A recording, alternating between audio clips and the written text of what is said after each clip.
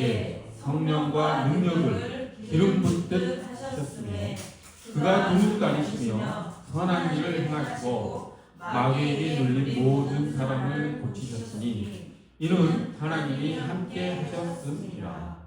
아멘. 다윗은 하나님의 마음에 합당한 사람이라고 성경에 기록되어 있죠. 다윗이 그렇게 하나님의 마음에 합한 그런 말을 들을 수 있었던 이유 중에 하나가 다윗은 하나님의 선하심 속에 살았기 때문입니다. 그래서 오늘 우리가 찬양했던 주의 선하심이라고 하는 그 가사 중에 시편 23편이 인용되어 있죠. 오늘 저기 화면에 나와 있듯이 내 평생에 선하심과 인자하심이 나를 따르니, 이렇게 하는 그 시편 23편의 고백이 있지 않습니까? 근데 다윗의 삶을 쭉 살펴보면 좋은 때도 있었지만 정말 고난 속에 있었던 때도 너무 많았지요. 시편 23편은 특히 압살롬이 반란을 일으켰을 때, 자기 아들 압살롬이 반란을 일으켰을 때 지어진 시라고 알려져 있습니다. 그렇게 고난 가운데에서도 다윗은 하나님의 선하심, 주의 인자하심이 자기를 따른다라고 하는 그런 고백을 하지요. 그리고 시편 곳곳에서는 주님의 선하심을 찬양하라 라고 하는 그런 고백들이 있습니다. 구약의 선조들은 이처럼 주님의 선하심을 체험하고 경험하고 그것을 주님의 선하심을 맛보아 알지어다 라고 사람들에게 권고하고 그것을 찬양하고 그리고 그 주님의 선하심에 영원히 거할 것을 또 소망하면서 살았던 것입니다. 주님의 선하심이 그들의 하나님에 대한 신뢰를 더욱 굳건히 하였다라고 할 수 있습니다. 자, 그런데 구약의 선조들의 그 선하심을 체험하고 맛보았던 것이 오늘날에 우리가 하나님의 선하심을 맛보는 것에는 한참 모자란다라고 하는 것을 우리가 알지요. 그것이 왜 그렇습니까? 구약의 아무리 위대한 선지자라고 할지라도 오늘날 우리가 경험하는 하나님의 선하심을 그들은 알지 못했지요. 그래서 주님께서는 세례 요한이, 이제 구약의 마지막 선지자라고 할 수 있는 세례 요한이 여자가 난 자 중에 가장 큰 자라고 하시면서, 하지만 천국에서는 가장 작은 자보다도 더 작다라고 말씀하셨죠. 구약의 사람들은 하나님의 선하심을 맛보아 알았음에도 불구하고 우편대를 살아가는, 신약을 살아가는, 성령 시대를 살아가는 우리보다는 그것을 더 깊이 체험하지 못했다라고 할 수 있는 것입니다. 그것이 왜 그렇습니까? 왜 구약의 선조들은 그 깊은 하나님의 선하심을 고백하고 노래하고 찬양했는데도 왜 우리보다 그 선하심을 더 깊이 체험하지 못했다라고 우리가 생각할까요? 그것은 하나님의 선하심이 가장 확연하게 우리에게 다가온 것은 예수 그리스도이시기 때문입니다. 구약의 선조들은 하나님의 선하심을 맛보아 알았지만 예수 그리스도를 직접 보지 못했지요. 그리고 성령님을 이렇게 우리처럼 각 영혼마다 우리에게 임재하시는 그런 체험을 또한 하지 못했지요. 그렇기 때문에 구약의 선조들은 우리보다도 더 깊은 하나님의 선하심을 맛보아 알지 못했다라고 할 수 있지요. 그들은 소망 가운데 예수 그리스도를 바라봤지만 우리는 실제 하신 예수 그리스도를 보고 예수 그리스도의 삶을 알고 또 성령님으로 인해서 예수 그리스도와 대화하며 기도하며 살아갈 수 있는 복을 받았기 때문에 구약의 선조보다도 더 깊은 하나님의 선하심을 우리는 맛보아 아는 사람들인 것입니다. 이처럼 하나님의 선하심은 예수 그리스도로 인해서 가장 명확히 확연히 가장 극적으로 우리에게 다가온다라고 할 수 있지요. 그래서 하나님의 선하심이라고 한다면 구약에서는 하나님께서 모세에게 영광 가운데 나타나시며 하나님의 선하심을 알려주셨죠. 하나님은 인자하시고 하나님은 긍휼이 많으시고 노하기를 더디하시고 하셨던 그 하나님의 선하심을 나타내 보였습니다. 하지만 우리는 어떻습니까? 예수 그리스도의 삶을 우리가 바라보면서 그 하나님께서 어떻게 선하심을 우리에게 나타내셨는지를 가장 확실하게 우리는 볼 수 있는 그런 복을 받았다라고 할 수 있습니다. 그래서 우리가 하나님의 선하심 할 때 그냥 막연히 개념적으로 생각으로 하나님의 선하심, 하나님은 사랑이 많으시고 하나님은 긍휼을 베푸시고 하나님은 인자하시고 하나님은 우리를 참아주시고 기다리시고 노하기를 더디하시고 하는 그런 생각으로만 하나님의 선하심을 우리가 체험하는 것이 아니라 그 하나님의 선하심에 대한 그 생각은 예수 그리스도의 삶이 어땠었는지를 우리가 생각하면서 그 삶에 우리가 참여하면서 실제적으로 손으로 만질 수 있고 눈으로 볼 수 있는 그런 하나님의 선하심을 우리가 고백할 수 있었으면 좋겠습니다. 하나님의 선하심은 예수 그리스도를 통해서 가장 극적으로 나타났기 때문이지요.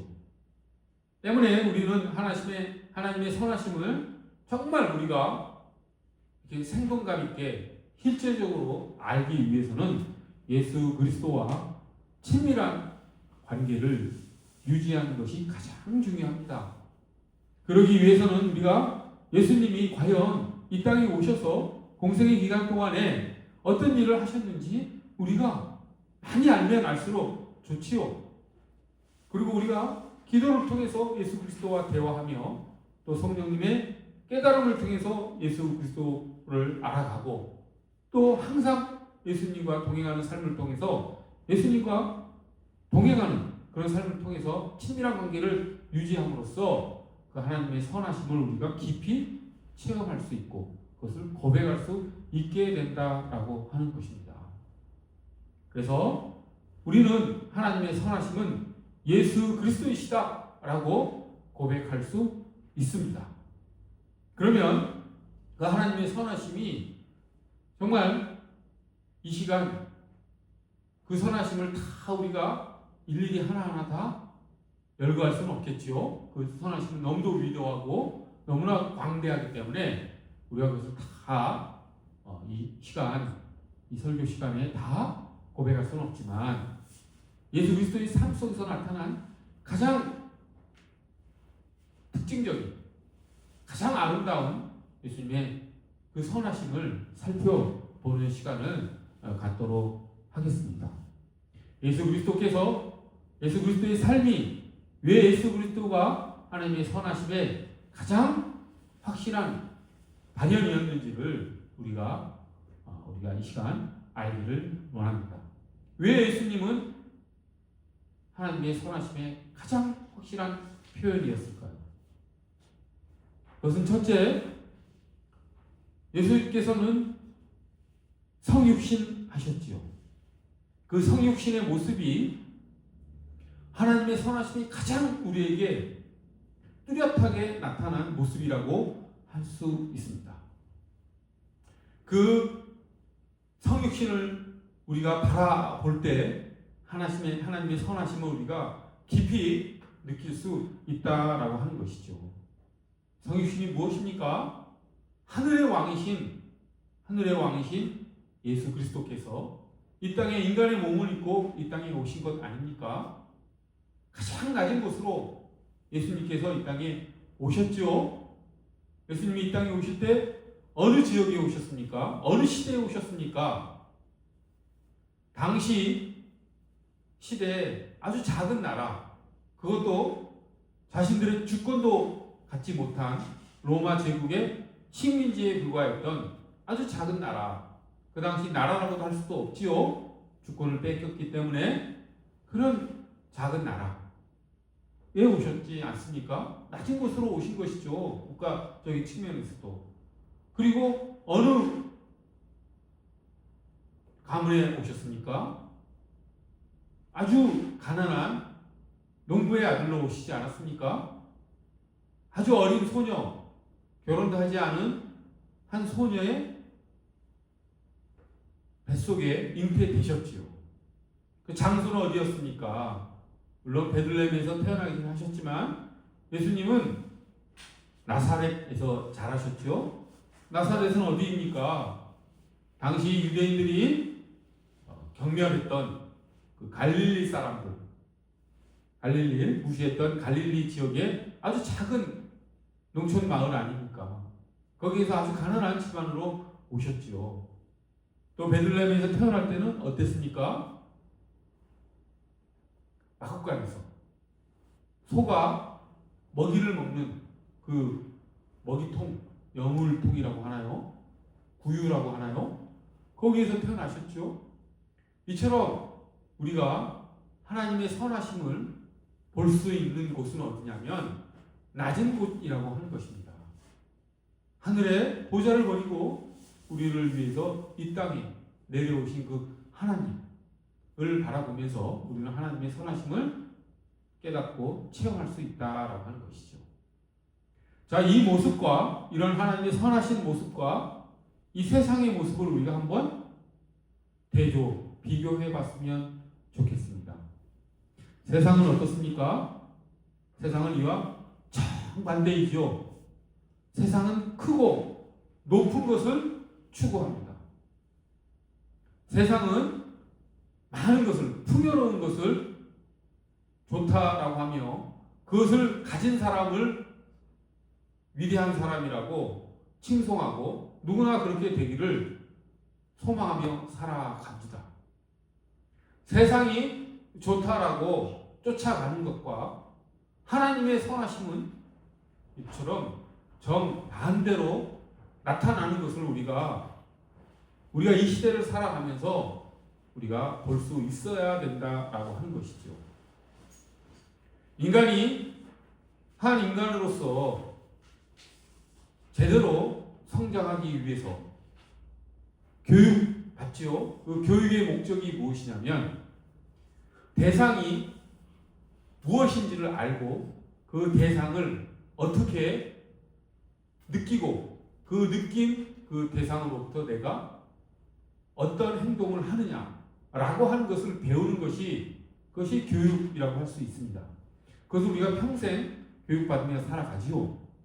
그런데 현대인들은 정말 잘못 교육을 받아서 지금도 잘못 교육을 받고 있어서 그 대상에 대한 자기 느낌, 자기 생각을 완전히 잘못 배우면서 살아가고 있습니다. 즉 우리는 낮고 천한 곳을 바라보면서 무시하고 경멸하는 그런 교육을 받으며 살아가죠. 하지만 하나님은 어떠셨습니까? 그 낮고 비천한 그곳을 하나님께서는 소중히 여기시고 그곳으로 하나님이 오셨지요. 그러니까 우리의 시선이 좋고 높고 많고 크고 하는 곳에 있는 것이 아니라 낮고 비천하고 가난하고 한 곳에 머무를 때 진정 아름다움을 바라볼 수 있고 하나님의 선하심을 바라볼 수 있다라고 하는 것이죠. 우리는 현대를 살아가면서 그런 교육을 정말 받기 어렵습니다. 우리는 크고 높은 거고 많고 하는 것만이 좋은 것이다 라고 하는 교육을 끊임없이 받고 살아가죠. 하지만 하나님은 그런 곳에서 선하심을 나타내지 않으신다라고 하는 것이죠. 하나님의 선하심이 나타난 곳이 어디였습니까?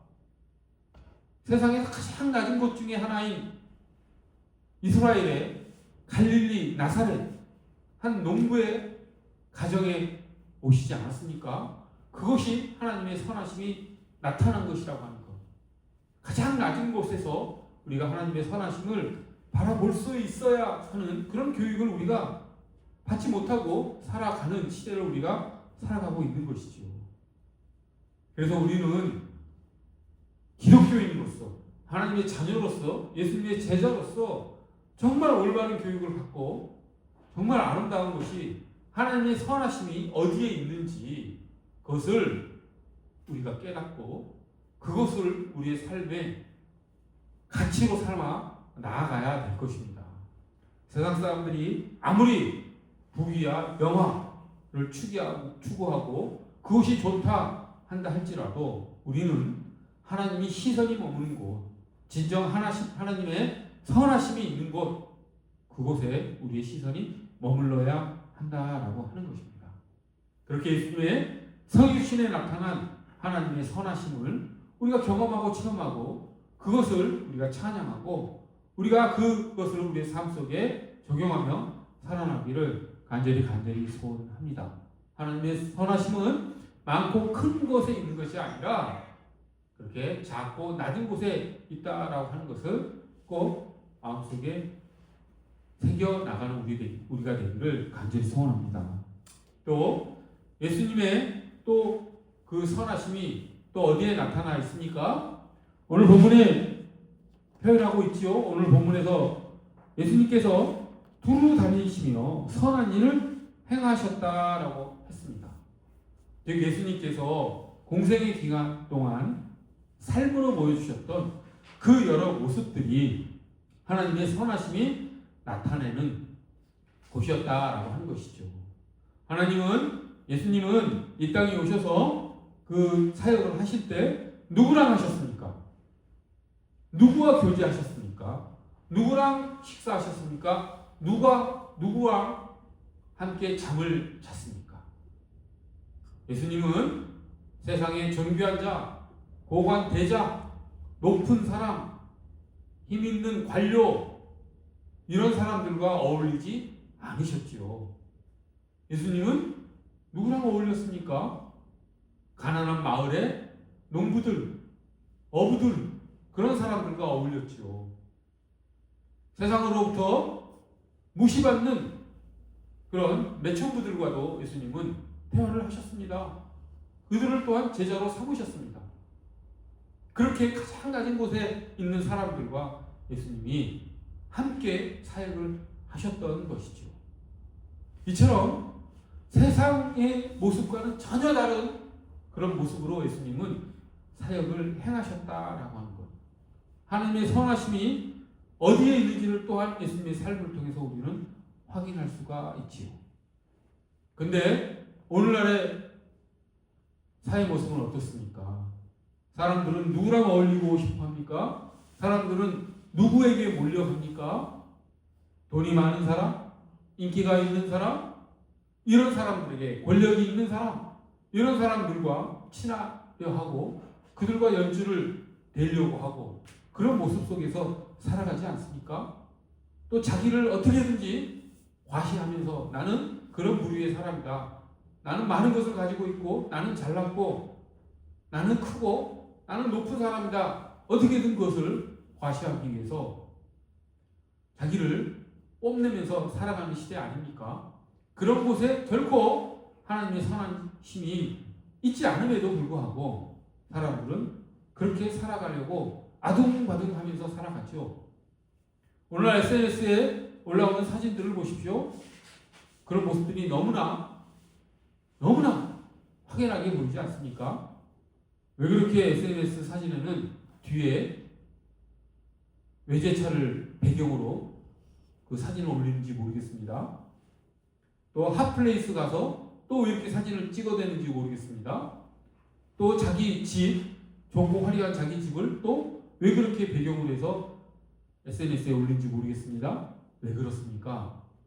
그들은 좋은 것이, 선한 것이 그런 곳에 있다라고 생각하기 때문이죠. 그런 곳에 사는 것이 자기를 뽐내는 것이고 자기가 잘난 것임을 나타내는 것이라고 생각하기 때문이겠지요. 하지만 예수 그리스도는 그런 삶에 전혀 관심이 없으셨지요. 예수님은 세상에서 가장 낮은 사람들과 함께 숙식을 하고 함께 교제하고 하시면서 가장 예수님의 선하신 모습을 우리에게 나타내 보이셨다라고 하는 것입니다. 그리고 그들을 치유하시고 그들을 가르치시고 그들을 구원의 길로 인도하셨다는 것이죠. 그런 예수님의 그 삶의 선하신 삶의 모습을 바라봤을 때 우리가 무엇을 삶의 목적으로 삼아야 하는지, 우리의 마음이 어디로 흘러가서는 안 되는지, 크고 높고 풍요로운 곳으로 자꾸만 향하려고 하는 우리의 욕망이 자꾸 가려고 하는 곳에 우리의 마음이 따라가서는 안 된다라고 하는 것입니다. 그것은 사탄이, 마귀가 우리를 꼬여대는 그런 길이라고 하는 것입니다. 그곳에는 결코 하나님의 선하심이 있지 않습니다. 하나님의 선하심은 예수 그리스도의 삶 속에서 우리가 발견할 수 있는 것이고, 우리가 예수 그리스도와 깊은 교제를 하면서 친밀한 관계를 누리면서 우리가 그 하나님의 선하심을 체험하고 경험할 수 있다라고 하는 것, 그것을 우리가 꼭 마음속 깊이 새겨넣기를 간절히 소원합니다. 그리고 그것이 우리 삶의 가치가 되기를, 우리 삶의 목적이 되기를 간절히 소원합니다. 또한 예수님의 선하신 모습이 어찌 보면 또 가장 극적으로 나타난 것은 무엇이겠습니까? 하나님의 선하심이 예수님의 삶 속에서 가장 확연하게 드러난 것은 십자가이시오. 십자가의 죽으심이 하나님의 선하심이 가장 명확하게 뚜렷하게 드러나는 것이라고 할 수 있습니다. 모든 그리스도인들은 그것을 고백을 하지요. 왜 그렇습니까? 십자가는 하나님의 사랑이었기 때문에, 인류를 구원하시기 위해서 치르신 자기 희생이었기 때문에, 우리가 받아야 될 형벌을 대신 받아주시는 대속의 은혜였기 때문에 그 십자가에는 선하심과 아름다움이 있는 것이지요. 그 십자가는 자기 희생에 선하심이 있었습니다. 그런데 또 이것과 대비해서 세상은 어떻습니까? 자기 희생을 높은 가치로 보지 않지요. 오늘날은 자기를 희생하는 사람들을 오늘날 현대인들은 어떻게 평가합니까? 바보라고 하죠. 실속 없는 그런 삶이라고 하죠. 오히려 오늘날은 이기적인 삶을 더 좋은 삶으로 평가를 하지요. 인류 역사에 있어서 가장 이기주의가 좋은 평가를 받는 시대는 현대입니다. 지금까지 역사에 있어서 이기주의는 좋은 덕목이라고 평가받은 적이 한 번도 없었는데, 오늘날은 이기주의가 오히려 좋은 덕목이라고 평가될 정도로 세상이 잘못된 가치관으로 이렇게 왜곡되어 버린 시대가 오늘날의 시대입니다. 이기적인 삶이 오히려 지혜로운 삶이다 라고 세상은 끊임없이 우리에게 가스라이팅하죠. 이기적인 삶, 자기를 표현하고 자기를 높이고 하는 것이 우리가 추구해야 될 삶이라고 학교에서도, 직장에서도, 친구 간에도 계속해서 우리를 가스라이팅합니다. TV를 보십시오. SNS를 보십시오. 그런 미디어에서 어떤 삶을 표현하고 있는지, 정말 그 이기적인 모습, 자기를 높이는 모습이 좋은 삶이라고 하는 것, 그것이 훌륭한 삶이라고 하는 것을 끊임없이 퍼뜨리고 있지 않습니까? 그런 삶과는 다른 정반대의 삶을 예수 그리스도의 십자가를 통해서 우리는 확인하는 것이지요. 그리고 거기에서 우리는 하나님의 선하심을 깊이 체험할 수 있습니다. 그리고 그것으로 인해서 우리는 구원받았습니다.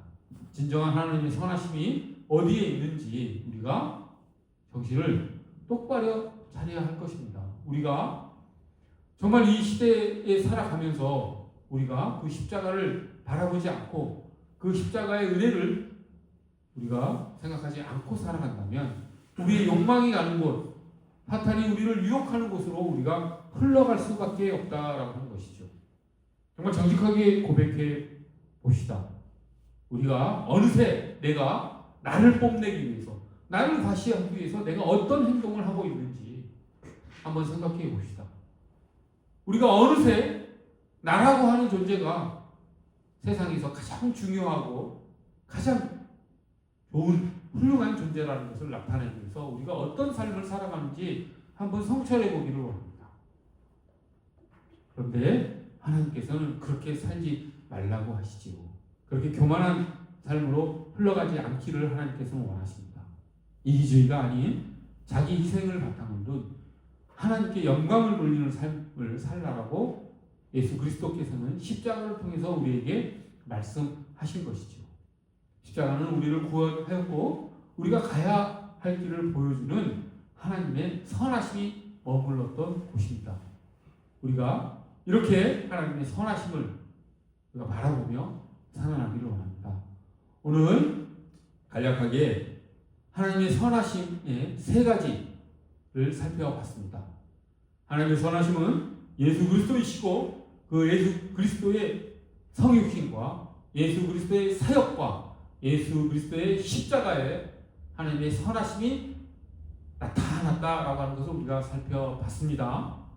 예수 그리스도의 성육신을 통해서 낮은 곳에 하나님의 선하심이 있다라고 하는 것, 예수 그리스도의 삶을 통해서 또한 하나님께서 가장 낮은 자들과 교제하시고 함께 하셨다라고 하는 것, 그곳에 하나님의 선하심이 머물렀다라고 하는 것, 그리고 예수 그리스도의 자기 희생의 가장 극적인 모습, 십자가에 또한 하나님의 선하심이 있었다라고 하는 것, 그것을 우리가 바라보고 그 예수 그리스도의 그 선하심을 바라보며 우리의 삶도 그 예수 그리스도의 선하신 삶 속으로 동참하기를 간절히 소원합니다. 그럼으로써 우리가 오늘 찬양한 것처럼 다윗의 고백처럼 주의 인자하심과 선하심이 우리의 평생을 따라올 것이다. 그리고 우리가 그 선하심 속에 영원히 거할 것을 소망하면서 살아가는 우리 모두가 되기를 간절히 소원합니다. 기도하겠습니다. 거룩하고 자비로우신 하나님 아버지, 하나님의 선하심이 예수 그리스도를 통해서 우리에게 오게 하시고 또한 성령 하나님의 인도하심 속에서 그 선하심 가운데 우리가 살아갈 수 있도록 이끌어 주심에 감사를 올려옵나이다. 하나님 예수 그리스도를 통해 하나님의 선하심을 우리가 바라보고 그 선하심 하나님의 역사 속에 우리가 살아갈 수 있도록 하나님께서 복을 베풀어 주시옵소서. 하나님의 자녀됨으로서의 삶이 정말 하나님의 선하심 속에서의 삶을 저희가 체험하고 경험하며 찬양하며 살아갈 수 있도록 저희를 이끌어 주시옵소서. 감사드리며 예수 그리스도의 이름 받들어 기도드립니다.